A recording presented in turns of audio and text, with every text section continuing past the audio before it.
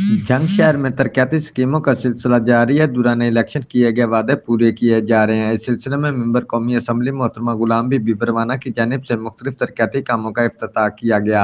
Member कौमी assembly मोहतरमा गुलाम बीबी बरवाना के हुक्म पर 11 करोड़ रुपए की तखमीना लागत से डबल कारपेट रोड का इफ्तिताह कर दिया गया।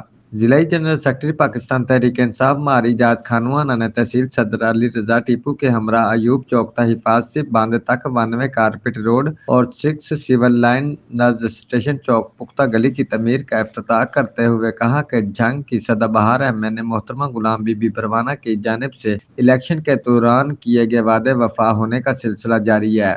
हल्के भर में तरक्याती कामों का सिलसिला तेजी के साथ जारी है, जिनकी निगरानी के लिए मोहतरमा गुलाम बीबी बरवाना ने खुसूसी तौर पर टीम भी तश्कील दे रखी है।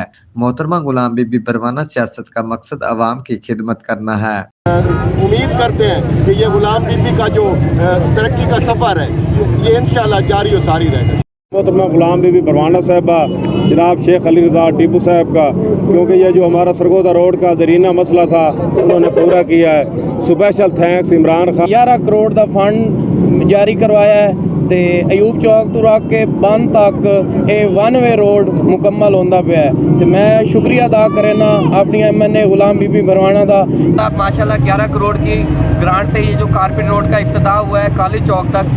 एक बात इसमें मैं और ऐड करना चाहूँगा कि गुलाम बीबी बरवाना साहब को स्पेशल रिक्वेस्ट करके काली चौक से जो है बंद तक वो रोड आज अप्रूव करवा दिया गया है। इंशाल्लाह जल्दी उस पर काम शुरू हो जाएगा।